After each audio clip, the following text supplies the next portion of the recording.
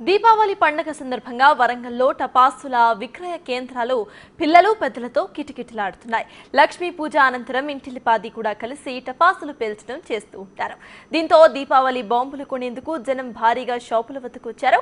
GST వచ్చిన టపాసుల ధరల్లో మార్పులు మాత్రం లేవని చెబుతున్నారు వ్యాపారులు. మరింత సమాచారం మా ప్రతినిధి వేణు అందిస్తారు.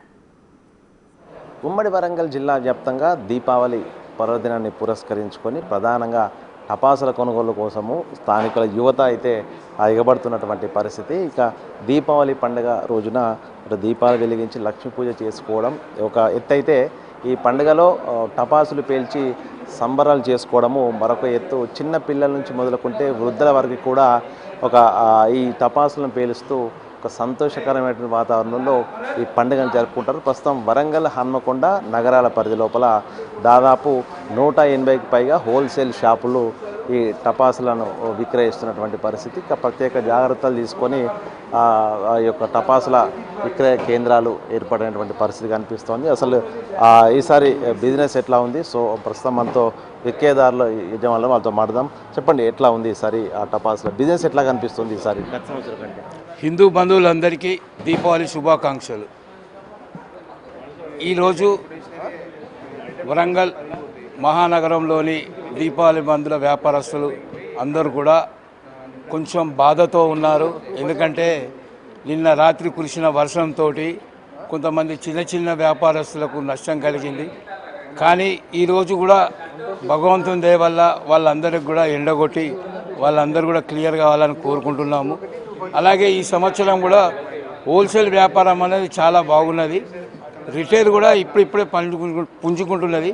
ఎందుకంటే ఈ సంవత్సరం పండుగలన్నీ కూడా 2 రోజులు 3 రోజులు అనే తిథిల ప్రకారం రావడంతో కొంచెం ఇబ్బందికరంగా ఉన్నది.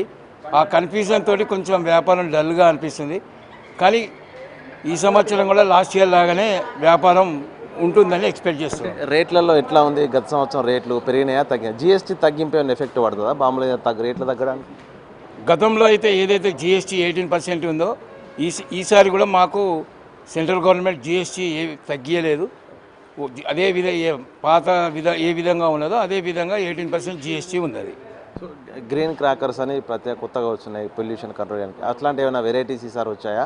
ఏం చెప్తారు? పిల్లలు, చిన్న పిల్లలు కూడా కాలుస్తారు ఈ పటాసులు, జాగ్రత్తలు ఏం చెప్తారు వాళ్ళకి?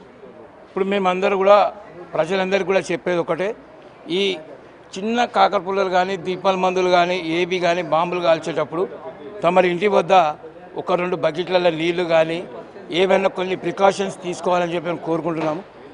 ఇప్పటి వరకు కూడా ఎలాంటి ఇన్సిడెంట్స్ జరగబోవు.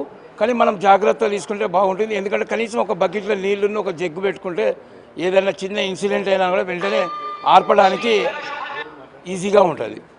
సో ఇది మొత్తానికైతే ఈ మహానగరం పరిధి లోపల వరంగల్, హనుమకొండ, కాజీపేట ట్రై సిటీ పరిధి లోపల దాదాపు 8 నుంచి 15 లక్షల మంది ఈ యొక్క దీపావళి వేడుకల్లో పాల్గొంటారు. ప్రస్తుతం విక్రయ కేంద్రాలు కూడా అన్ని జాగ్రత్తలు పాటిస్తున్న సిచ్యువేషన్. ఒకవేళ ఎట్లాంటి ప్రమాదాలు జరగకుండా అటు ఫైర్ ఎక్స్టింగ్యూషర్లు కూడా అందుబాటులో ఉంచుకున్నారు. సో ఈ ఫైర్ ఎక్స్టింగ్యూషర్లు అదేవిధంగా తగిన జాగ్రత్తలు తీసుకుంటూ ఈ విక్రయ కేంద్రాలు అయితే కొనసాగుతున్నాయి. ఇక ఈరోజు రేపు 2 రోజుల పాటు దీపావళి జరుపుకునేందుకు అటు 2 రకాల వాదనలు ఉన్న నేపథ్యం లోపల కొంత గిరాకీ డల్గానే ఉంది. ఏదైనా కూడా దీపావళి పండుగ అంటేనే టపాసుల కాలుస్తూ సంబరాలు చేసుకునే పండుగ కాబట్టి హోల్సేల్ వ్యాపారస్తులకైతే ఒక సంతోషకరమైనటువంటి బిజినెస్ అయితే కొనసాగుతుందంటూ ఈ టపాసుల విక్రయ కేంద్రాల యజమానులు అయితే చెప్తున్న పరిస్థితి.